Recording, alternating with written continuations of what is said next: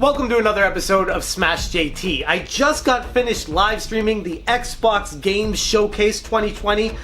Holy crap, was I blown away by the amount of AAA, high quality, incredible looking game experiences that Microsoft went over in this a little bit less than an hour presentation. I went into it just hoping for more information on Halo Infinite and maybe some gameplay of that and maybe some surprises along the way. I was not prepared for what they had in store.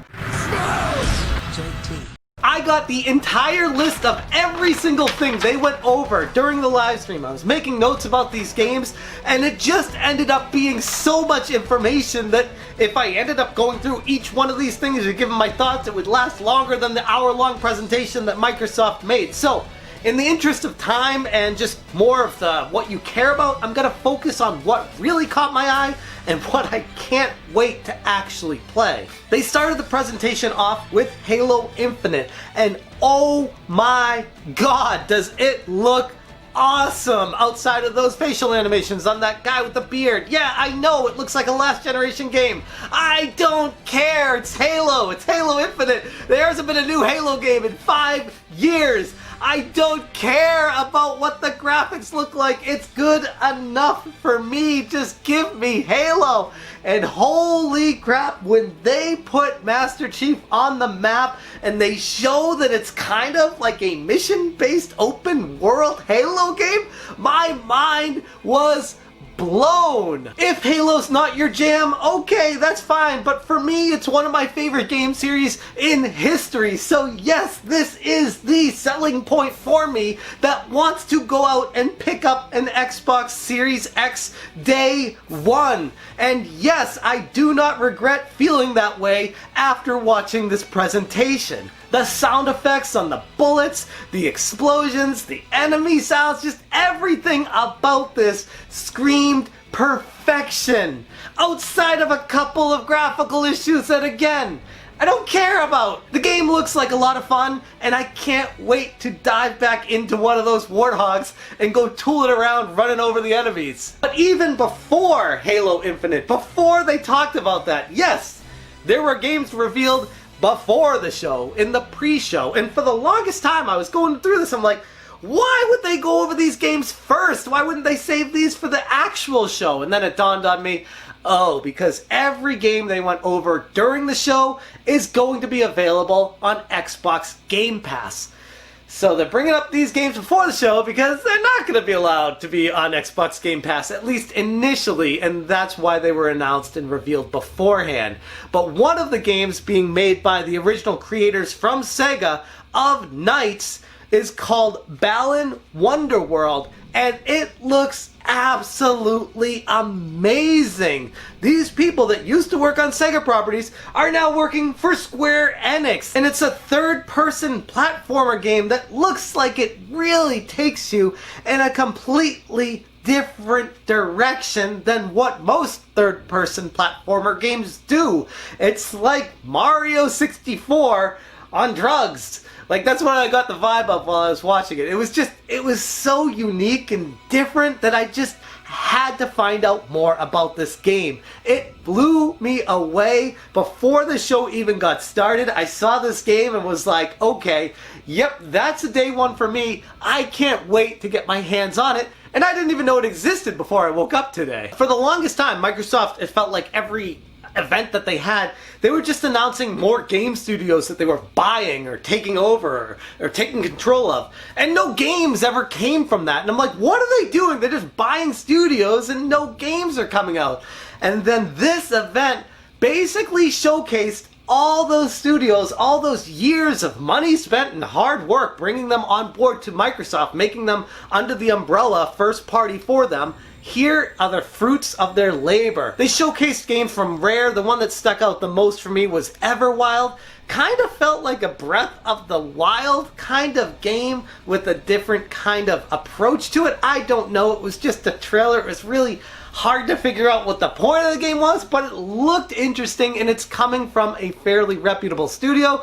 So yeah, Everwild is something that is definitely on my radar. The thing that I found interesting was they didn't reference back Battletoads at all in this presentation outside of a Battletoads statue during Grounded from Obsidian. There was no mention of the Battletoads game that was showcased over a year ago with no updates. We don't know what's going on. They just told people they were making a new Battletoads game. They showcased the gameplay. It looked like it sucked. They went back to the drawing board, and now there's no updates, and it's just silence on the front of Rare, which is just surprising. That's just such a big property for them to ignore right now. But I digress. Back to the games. Tell me why look like an interesting game, but it breaks down into chapters. Chapter 1 is available on August 27th. Great. I would have just wanted the whole thing, but whatever. And a game that's on my radar. Avowed looks like a first-person RPG from Obsidian. That one looks really good as well. A unique looking title called As Dusk Falls that just kind of showcased freeze frames with moving backgrounds. Very unique game that I'm gonna keep my eye on, and I want to find out more information about that one as time goes on. But then, one of the best showcase games during this event was Psychonauts 2, and they showcased Jack Black singing in the game, and only like Jack Black can do, brought this game to life. At the bottom of a lake, a frozen feeling. The original Psychonauts game I only played for a little bit, and watching this updated sequel, Psychonauts 2, really made me want to get back and actually finish the original Psychonauts. That was one of those games that kind of flew under everyone's radar back in the day and then became a hidden gem up to the point of being a mass hysteria. Everyone says you gotta play Psychonauts. It's like the best game on the original Xbox. And one of the biggest games on my radar from this thing that most people probably wouldn't care about was the Gunk from Image Inform Games. And the only reason for that is because Image Inform is one of my favorite game companies out there. They are the creators of the SteamWorld series. SteamWorld Heist is one of my favorite games of all time, and this looks to be their first foray into the 3D platformer genre, and it looks absolutely magnificent, and I want to find out more about it, but regardless, I'm definitely going to be picking this game up because Image Inform has never let me down. Good? Rex, you're not gonna believe this. Ouch! What the?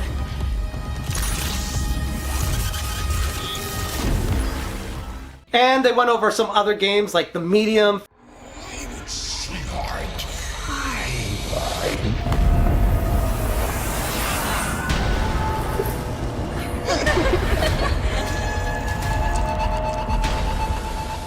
Phantasy Star Online 2 New Genesis. I see what you're doing there, Sega, with your New Genesis. And then they went over to Crossfire X. 3 games that look really cool. I'd love to get into the Phantasy Star universe. I just don't have the time. I gotta be honest with you guys. Phantasy Star Online is like one of those games that you either play that and nothing else, or you play everything else and not that. And that's kind of where I'm at with it. If I had all the time in the world, you bet your ass I'd be playing Phantasy Star Online. But I don't. I like playing so many of these other games. I got a full-time job. I got a family. I just don't have time for an online universe and juggling all these other games and everything else I do. And I'm sure a lot of you guys can relate to me. And then they rounded it out with a surprise, if you want to call it that. I mean, it was everything but officially announced. Fable finally got revealed, and it looks cool. Fable's one of those games that I tried and just never really got into, and I don't know, it's not really my jam, but I know there's a huge dedicated fan base to that will be pumped that a new Fable is coming out, and maybe I'll check out this one depending on what the reviews say about it, but I'm not going to lose any sleep if I miss out on it or if it doesn't get good reviews or whatever. Whatever, it's Fable, and people that love it clearly are going to be excited about that. So it's kind of, to me, it's like a Phantasy Star Online thing. You got the Fable fans, you got the Phantasy Star Online fans, and those fan bases are going to be extremely happy after witnessing what Microsoft presented today. And that was it. I mean, they went through even more games they didn't even announce here, like Stalker, or Warhammer Darktide, or Tetris Effects Connected. Like, there were so many games that they went over, and they all look so freaking good. It kind of made that PlayStation 5 reveal event pale in comparison. And that's not a shot at Sony, because I feel like that was fine.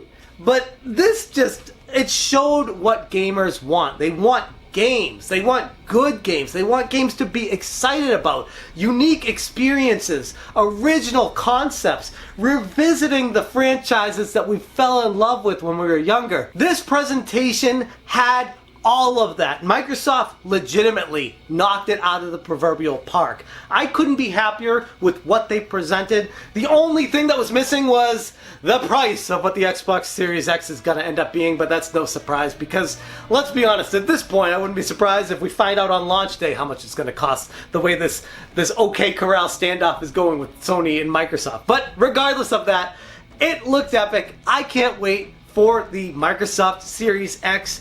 The next generation of consoles are starting to look up for me. I'm getting a little bit more excited about the next generation leap than I was a few weeks ago. And at this point, I say bring on holiday 2020. Anyways, I'm going to leave the video right there. Be very interested to hear what you guys have to say about all the games here. If any stood out to you that I didn't talk about, or things that you were disappointed about, things that I didn't talk about here, let me know your thoughts in the comments. Thank you so much for watching, and as always, you stay smashing. Smash, J, smash,